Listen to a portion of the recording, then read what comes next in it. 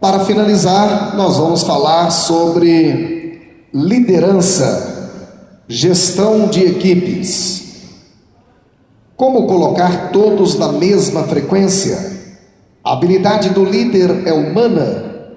Temos que empoderar todos os nossos parceiros, fornecedores e fazer com que eles se sintam parte de uma ideia, muito mais do que um trabalho ou de uma empresa.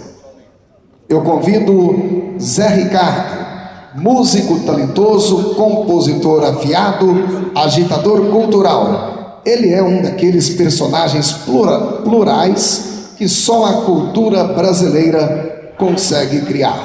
Senhoras e senhores, vamos receber com aplausos o Zé Ricardo.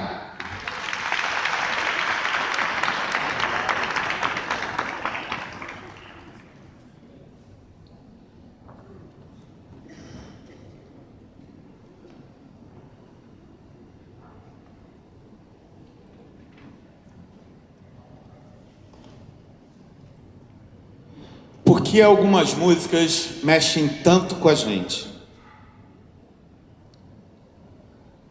Por que nos damos tão bem com algumas pessoas e com outras não? Por que a gente prefere uma cor a todas as outras? Quais são realmente os nossos sonhos? Talvez a resposta para essas perguntas possa nos ajudar a entender esse mundo novo e louco que a gente vive. Aceitar as diferenças. Viver mais o mundo real do que o virtual. Hoje eu quero compartilhar com vocês uma coisa que para mim é fundamental. Eu quero compartilhar uma arte. A arte de ressoar. A arte de mudar o mundo. Ressoar. A gente pode pensar numa onda grande, uma onda que sai de dentro para fora da gente. Para que essa onda cresça e se torne poderosa, ela precisa ressoar primeiro de dentro para dentro. Ou seja, você é a primeira pessoa que tem que saber exatamente que você está doando 100% do seu potencial. Você é a primeira pessoa que tem que acreditar e entender exatamente o que você está fazendo. A gente imagina um sino gigante. Um sino gigante não propaga meia onda sonora. Ele propaga uma onda sonora enorme. Porque ao redor desse sino não há paredes ocas. A gente não pode ter paredes ocas. A gente precisa de 100% da gente mesmo. Eu estou muito feliz de estar aqui hoje e eu vou explicar por quê. Quando meu querido Shaolin me fez o convite e me explicou o que seria esse evento, eu entendi que eu ia estar falando para algum dos principais profissionais do mercado da música do Brasil. Mas também está falando para realizadores de sonho. Pessoas que usam a música para realizar sonhos. Eu também sou dessa turma, da mesma turma. Eu tenho a honra de ser diretor artístico há 13 anos de uma fábrica de sonhos. Uma fábrica de sonhos que começou com o sonho de um homem e contaminou milhares de pessoas ao redor do mundo. Nós já levamos essa fábrica de sonhos para vários países e esse sonho só aumenta, porque a nossa equipe sonha junto. A fábrica de sonhos que eu estou falando é o Rock in Rio. E a gente vai falar dele daqui a pouquinho. Mas o que é ressoar? Ressoar não é convencer. Ressoar é mostrar o caminho, é fazer o outro vibrar. Eu sou cantor, sou compositor. Quando eu faço um show, eu não tenho que convencer as pessoas que a minha música é boa. Eu tenho que arrepiar as pessoas com a minha música. Ressoar vai muito além de uma hierarquia estabelecida. Não é um jogo de poder. Os líderes mais amados, os que inspiram, são aqueles que lideram pela ressonância. São aqueles que conseguem tirar o melhor de cada um, porque eles tocam a mente e o coração das pessoas. Eles colocam todo mundo para vibrar na mesma frequência. O ressoar é colocar todo mundo vibrando na mesma frequência. Mas o ruído também é uma vibração. Qual a diferença de gerar ruído para ressoar? O ruído não resolve, o ruído não agrega. O ruído incomoda, a ressonância conforta. O ruído atrapalha, a ressonância soluciona. O ruído separa, a ressonância une. O ruído confunde e a ressonância esclarece. Então, quando vocês chegam no trabalho de vocês, quando vocês estão na equipe de vocês e estão sentindo aquela fofoquinha, aquela coisa que faz mal, que não agrega, aí tem um rame-rame, aí isso não é ressonância, isso é ruído. E aí, durante a nossa carreira e a nossa profissão, a gente tem que escolher todos os dias se a gente vai preferir ressoar e fazer todo mundo vibrar na mesma frequência ou gerar ruído. Essa é uma escolha que cabe só a gente. Vocês conhecem o Rock in Rio? Vocês conhecem o palco Sunset do Rock in Rio? Eu vou contar um pouquinho para vocês do que é o palco Sunset no Rock in Rio. O palco Sunset é o palco dos riscos. O palco Sunset é o palco das novas propostas, onde a gente coloca artistas de vários segmentos diferentes juntos, onde a gente faz misturas, onde a gente une as pessoas, artistas que não se conhecem, artistas internacionais, que chegam 3 dias antes para ensaiarem e fazerem um show, uma apresentação única no festival. Para 50, para 60 mil pessoas, que é a capacidade do palco. Então a gente junta Ben Harper com Charles Musselwhite, a gente junta George Benson com Ivan Lins, e a gente está sempre correndo um risco, porque muitos desses artistas não se conhecem. Então, eu faço essa apresentação, uma do trabalho do outro, como eu fiz ano passado do CeeLo Green, apresentei a Isa para ele, como eu fiz com um cantor internacional chamado Miguel, que eu apresentei o Emicida para ele, eles fizeram uma música juntos. E nisso, a gente entende um pouco do nosso negócio, né? O risco, ele faz parte do nosso negócio. A gente não cria nada disruptivo se a gente ignorar o risco. Claro que esse risco ele tem que ser calculado, mas a gente precisa acreditar nele. E no palco Sunset, eu já corri riscos espetaculares. Sepultura e Zé Ramalho. Alguém aqui já imaginou em Sepultura com Zé Ramalho? O heavy metal com o som do Zé Ramalho? Pois é, eu fiz esse show em 2013.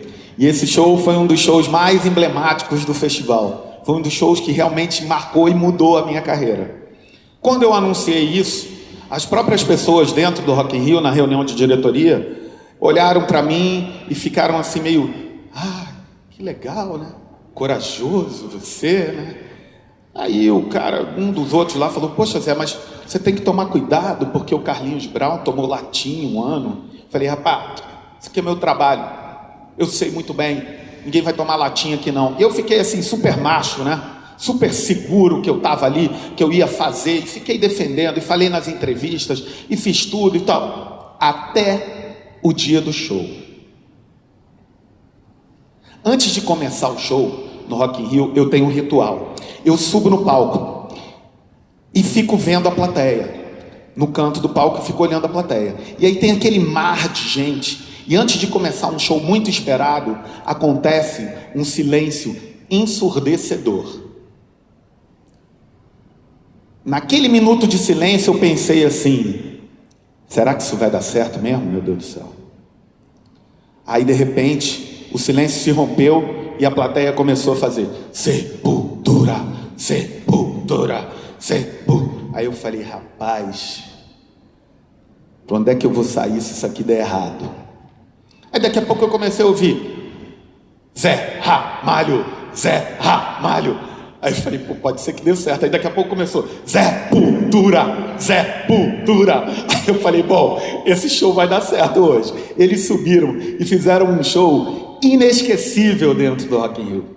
E foi uma coisa assim, tão espetacular, que eu entendi naquele momento que o risco, ele é fundamental para defender a sua causa. A gente precisa do risco para passar nele, para passar para um outro nível, né?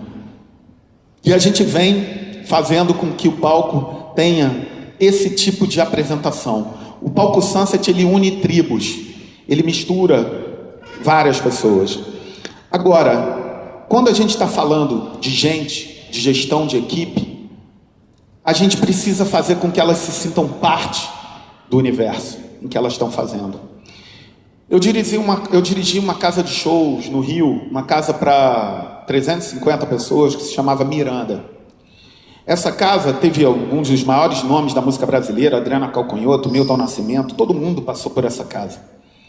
E quando eu fui chamado para fazer, eu vinha do Rock in Rio, então a gente, a própria equipe, a dona da casa falou, olha, queria que você estudasse aqui a casa e que você começasse. Eu falei, tá bom, fui.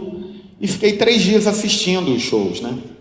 Durante os shows, eu percebi que o público ficava muito incomodado com o barulho dos garçons e também para casa era horrível, porque a casa não podia vender nada durante o show, porque era muito barulhento.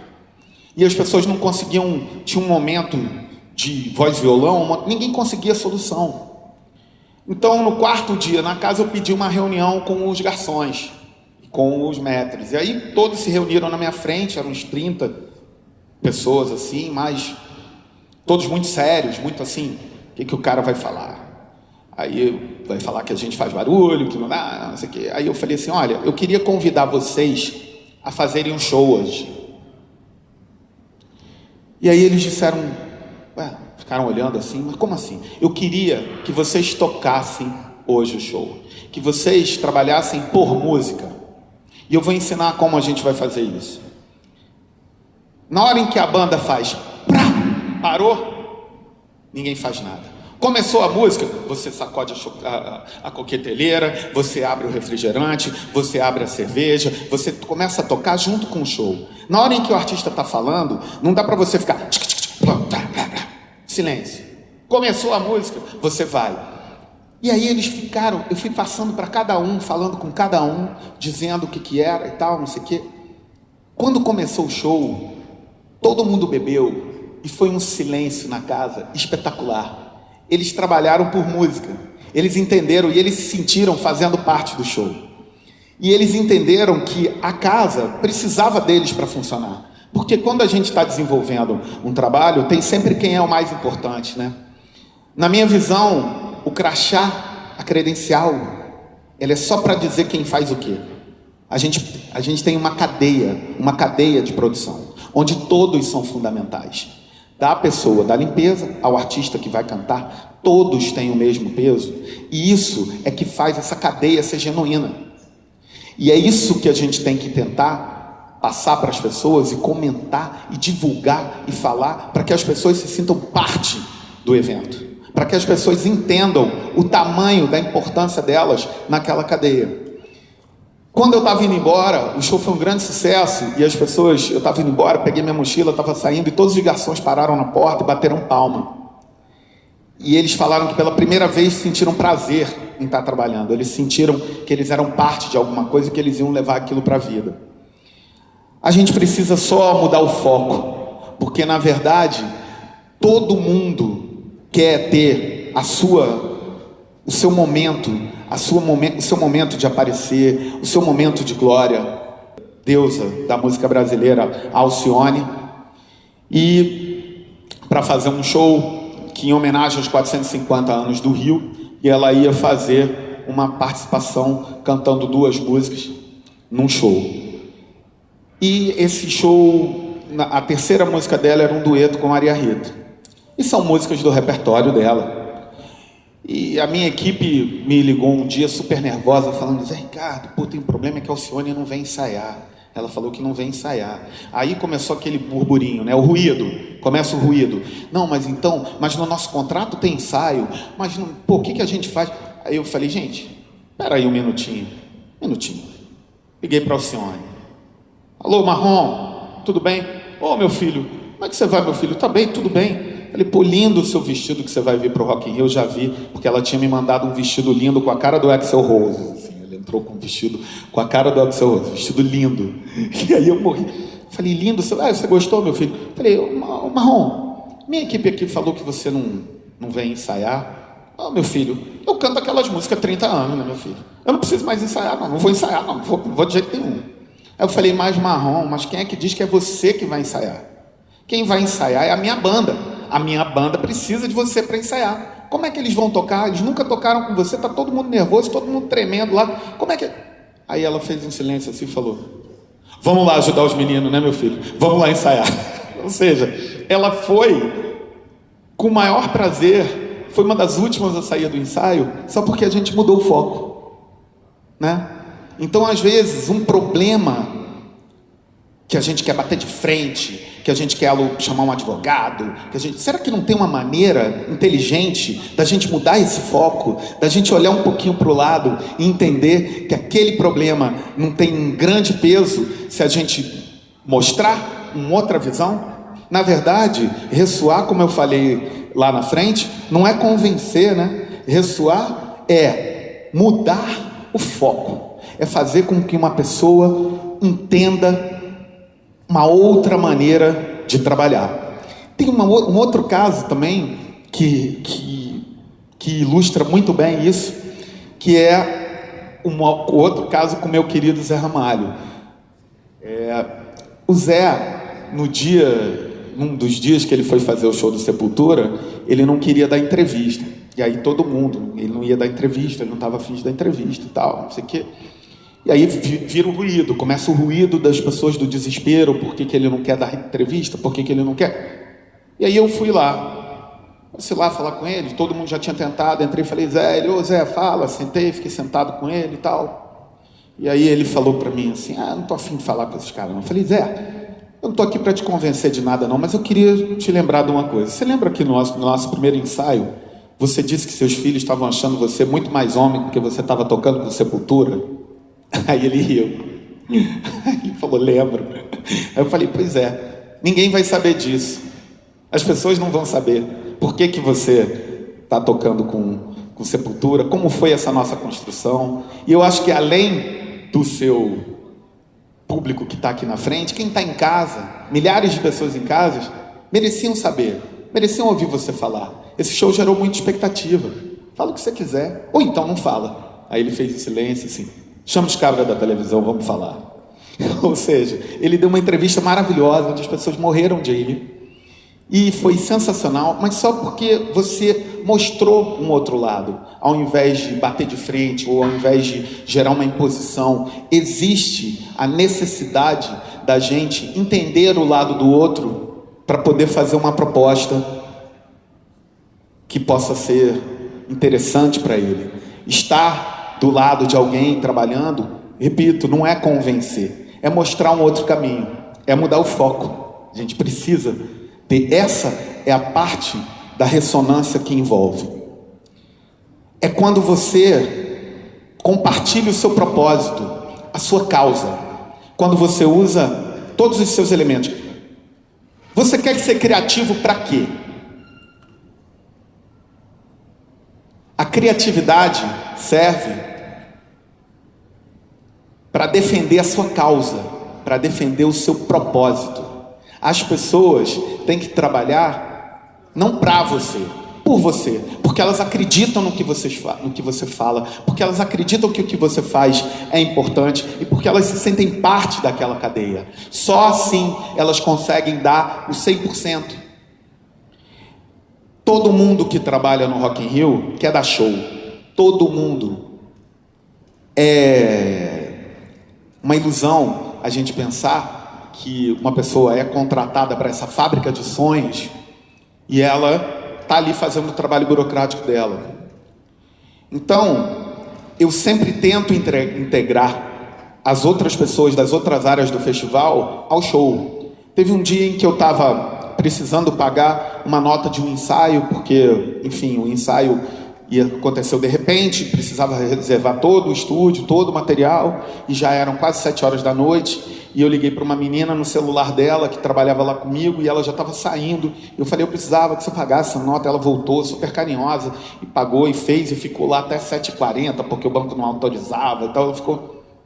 Quando chegou o dia desse show, eu liguei para ela de novo, e falei assim, olha, chama mais 5 pessoas da sua equipe, vem cá no meu backstage. E ela achou que era algum problema, que eu ia reclamar de alguma coisa. Aí eu peguei ela e botei em cima do palco. E ela ficou vendo o show de cima do palco. E aí eu falei para ela, lembra daquela nota que você voltou e ficou 45 minutos para ajudar? Esse show só aconteceu por causa daquela nota. Você também está dentro do show. Você também está fazendo parte do show. E a cara de prazer e de realização e de entender o papel dela na engrenagem foi maravilhoso. Então, a gente, quando está liderando, se vocês são chefes de departamento, líderes, donos de empresa, valorizem seus funcionários. Incentivem que eles possam crescer. Acreditem no potencial de cada um. Mostre a essas pessoas a importância delas no seu projeto. E isso é fundamental para que ela possa crescer para você e que ela possa crescer para o mundo também. E quando a gente fica com medo, não, mas se eu elogiar a pessoa vai pedir aumento. Não dê. Você acha que não é justo?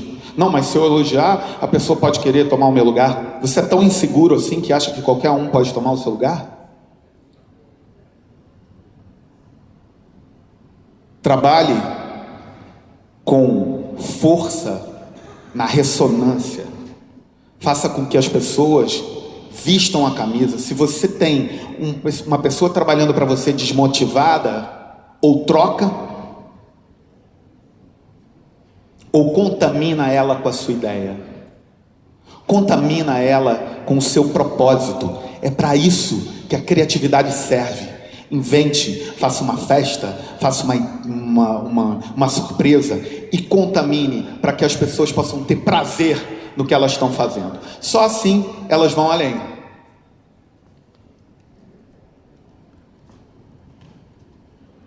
Toda a criatividade, toda a ressonância criativa, ela consegue levar as pessoas a outros lugares na hora em que elas estão trabalhando.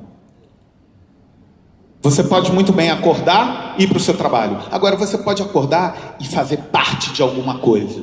É isso que faz um projeto ter sucesso. É isso que faz o Palco Sunset brilhar do jeito que ele brilha no Rock in Rio. Tem aqui meu amigo Camilo Dornelas, que trabalhou comigo muito tempo no Rock in Rio, na parte de segurança. Ele via o nosso clima, a nossa energia, como as pessoas... Acontece uma coisa espetacular, porque tem voluntários que vão para o festival e eles só podem trabalhar em turnos de 6 horas. E esse clima que eu estou falando para vocês, ele é real. Ele acontece no backstage. E a gente tem que dizer para os... Quando acaba o turno deles, eles têm que ir embora. Por lei, são obrigados a ir embora. E eles não querem ir embora, eles querem ficar no backstage. Falam, rapaz, vai ver o show. Isso vai me complicar, tá aqui, tá...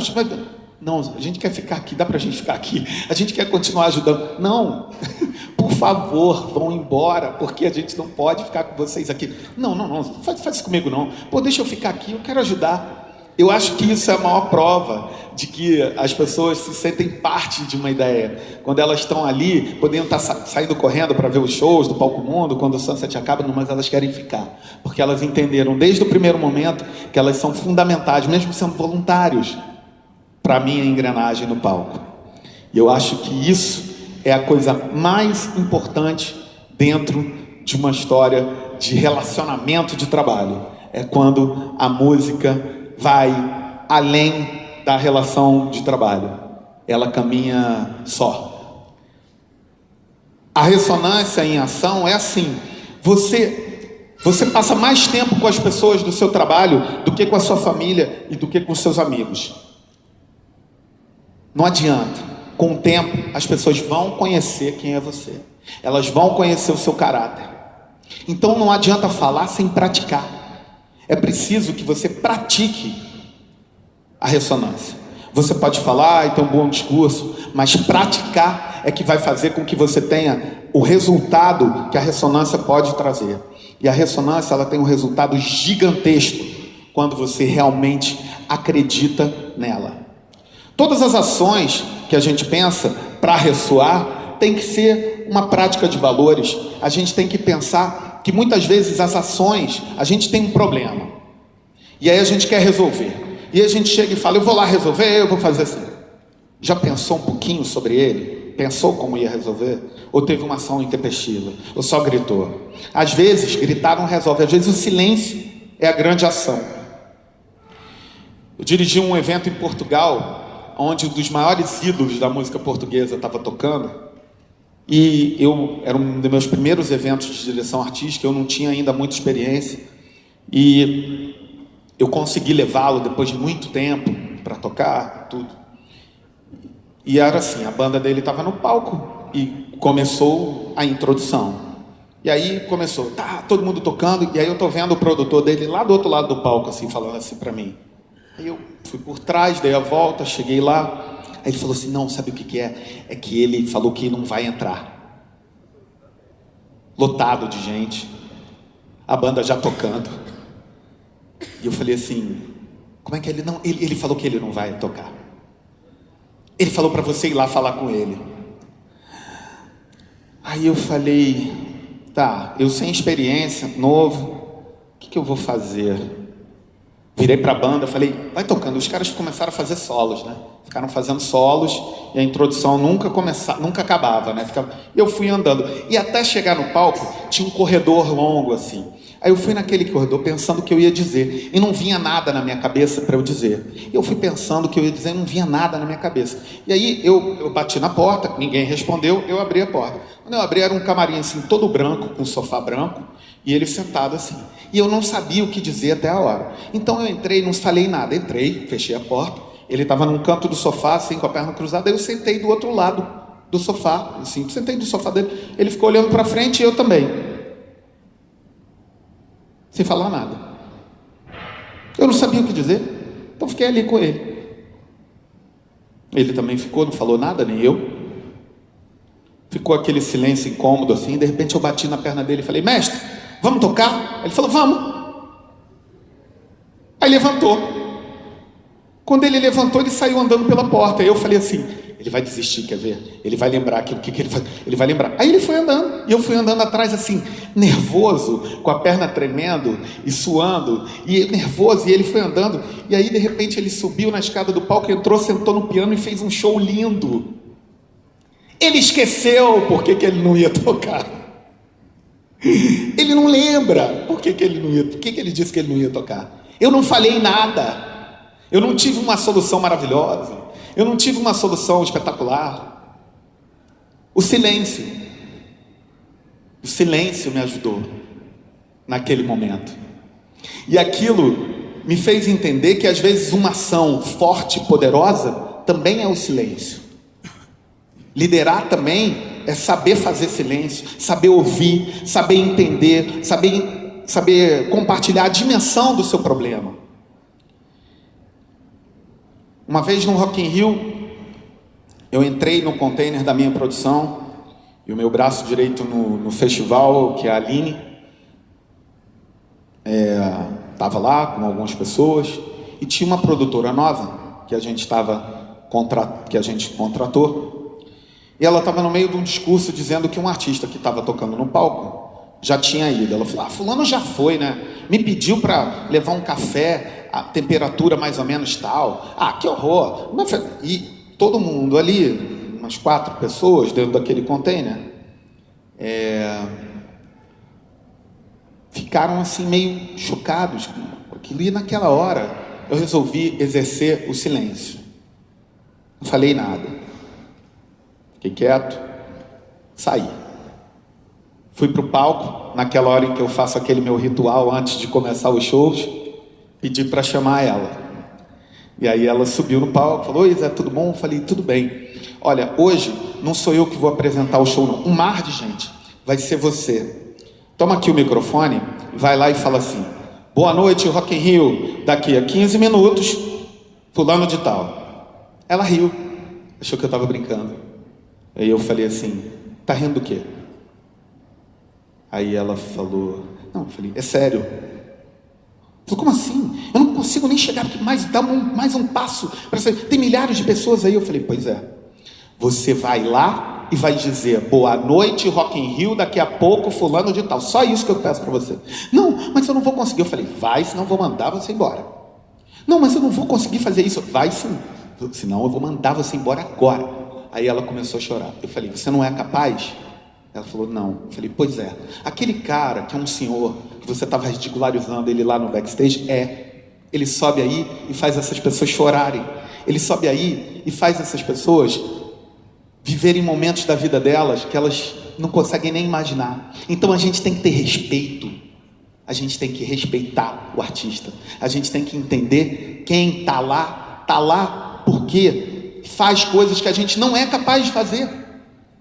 Então, para você trabalhar em produção, você não pode achar que o artista é um problema. Tem muitos que são, mas você não pode partir desse princípio. Você tem que entender que artista é solução. Ele é a mola do nosso trabalho. É ele que leva a gente aonde a gente quer chegar em termos de resultado. E a gente precisa tornar a experiência dele espetacular, do momento que a gente contrata até a hora que ele sobe no palco, para que ele possa encantar o nosso público.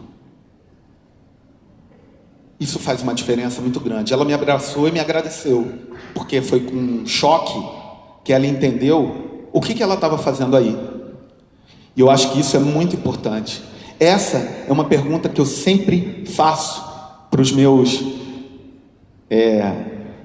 queridos companheiros de trabalho.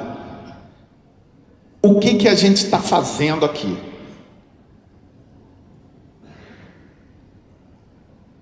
Ah, estamos fazendo um Rock in Rio. Tá bom, o que mais? Ah, não, estamos fazendo um festival. Tá bom, e o que mais? Ah, não, estamos aqui reunindo artista, botando artista no palco. O que mais? Raramente alguém acerta essa resposta. A gente está vendendo nada. A gente não está vendendo uma cadeira, um microfone, uma câmera, um casaco. A gente está vendendo uma coisa que não é palpável. A gente está convencendo alguém de que aquele artista vai subir aqui nesse palco e vai gerar para vocês uma experiência inesquecível. É isso que a gente está fazendo. Se a gente não tem essa consciência e a gente começa a fazer o trabalho com arte, com música, igual vender batata e fazer uma coisa, a gente não consegue entregar o nosso trabalho com excelência. E a excelência é fundamental para a gente chegar onde a gente quer.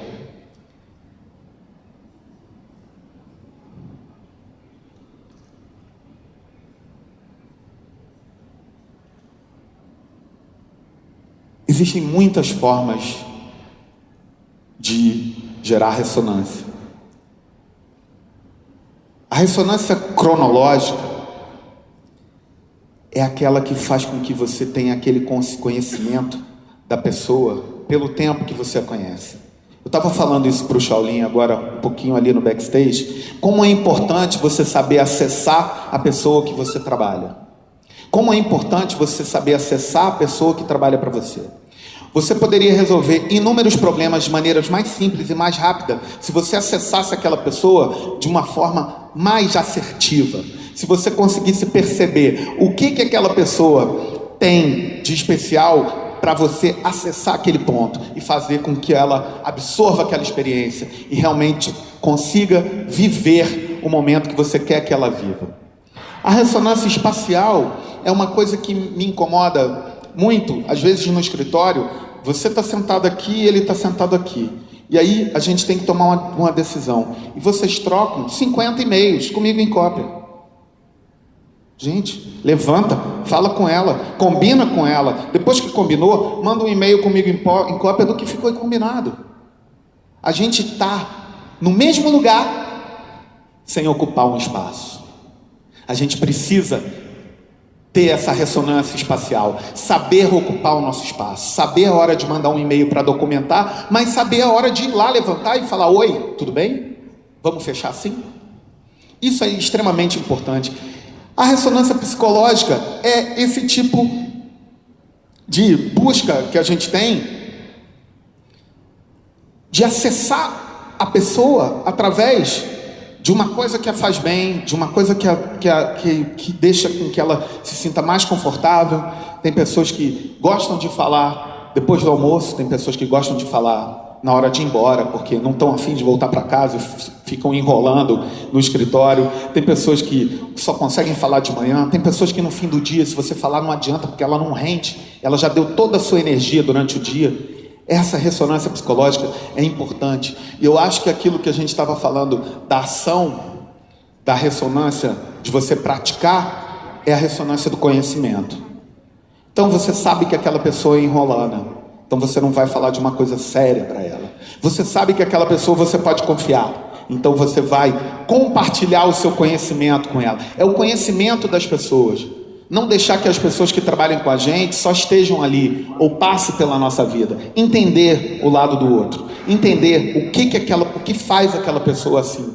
Isso faz toda a diferença. Eu acho que é muito importante que a gente tenha essa busca por mudar, fazer com que o outro tenha esse tipo de acesso. Há pouco eu falei da onde a gente queria chegar. Eu, quando faço um evento, quando eu faço o Rio to See, quando eu faço o Rock in Rio, quando eu faço o meu show, quando eu faço qualquer coisa, eu estou buscando isso aqui, ó.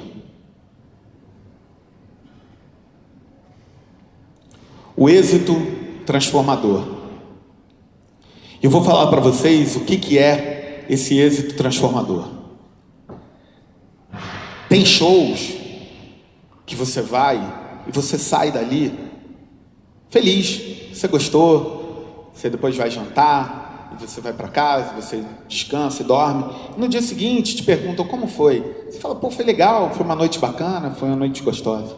Agora tem aquele show que te faz querer mudar de cidade, que te faz querer ligar para um amor antigo, que te faz querer pintar o cabelo, que te faz querer pegar todos os seus discos e ouvir de novo. Esse é o êxito transformador. A gente não pode se conformar com uma coisa só legal. A gente tem que transformar as pessoas com o nosso trabalho.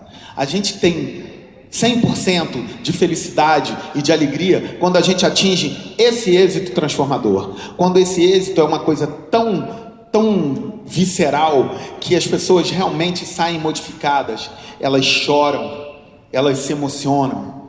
Eu fiz um show no Rock in Rio esse ano, que foi uma junção do Johnny Hooker com a Lineker e com o Almério.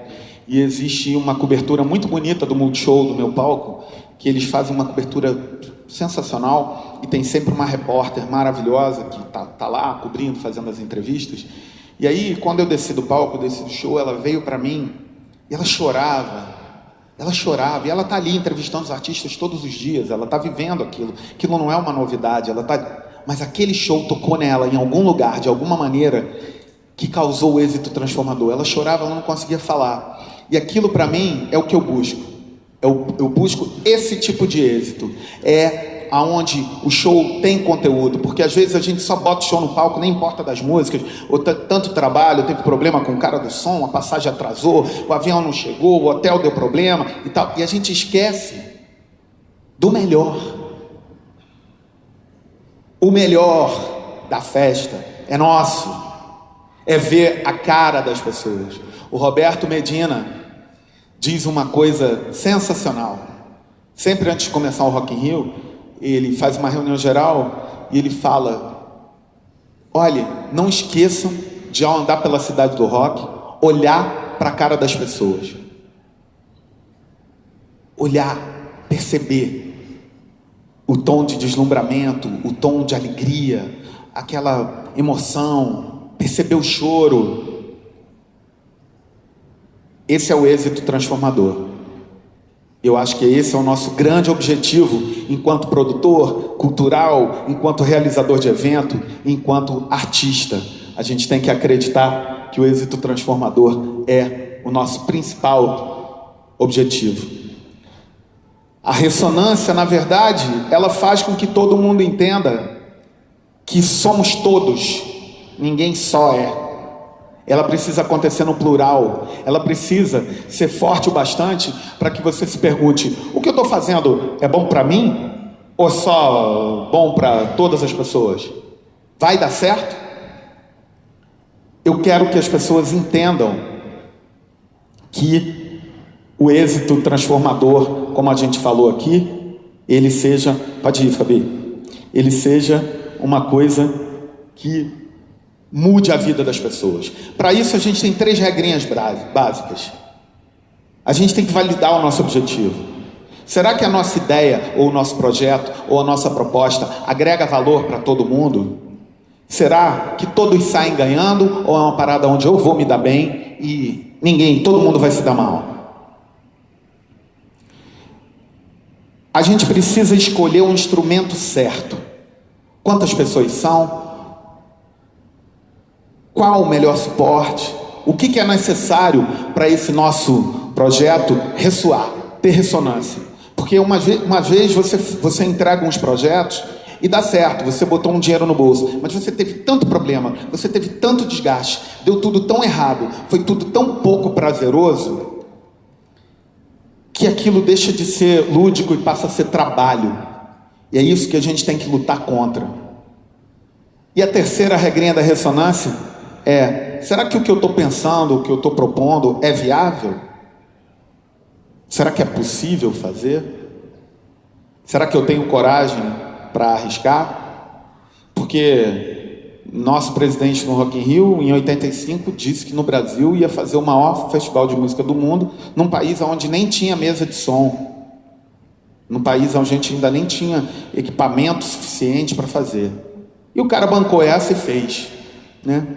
Mas nem todos nós precisamos ou somos assim. A gente precisa entender se nosso objetivo é viável e o quanto de risco a gente está disposto a correr por ele.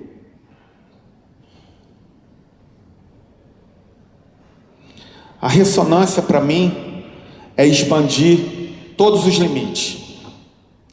É sair desse mundo escuro para um mundo colorido. A ressonância é fazer com que a gente entenda o nosso papel. Então, por isso eu queria dizer para vocês buscarem a ressonância, acreditarem no potencial de quem trabalha para vocês e continuarem sonhando. Só os sonhadores são capazes de realizar coisas inimagináveis. Vamos ressoar, pessoal? Muito obrigado. Foi um prazer vir falar aqui para vocês.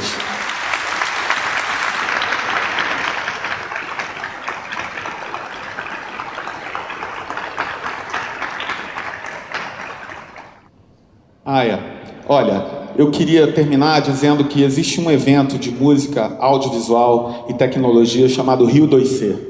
O Rio 2C é um desdobramento do Rio Content Market, que é o maior evento de audiovisual da América Latina. O Rio 2C acontece no Rio de Janeiro, na Cidade das Artes. E ele tem alguns dos maiores palestrantes do mundo, internacionais, do cinema, da TV e da inovação. Tem milhões de ações. E o Rio 2C é um espaço novo para a música, onde grandes artistas de música, produtores, vão estar dialogando sobre música também. A gente hoje está oferecendo para todo mundo que esteve aqui um desconto de 50% na credencial do Rio 2C. Quem quiser, quem tiver interesse, é só procurar a Fabiane. E eu espero que vocês venham ao Rio 2C conhecer mais sobre música, tecnologia e audiovisual. Um beijo para todos. Boa tarde.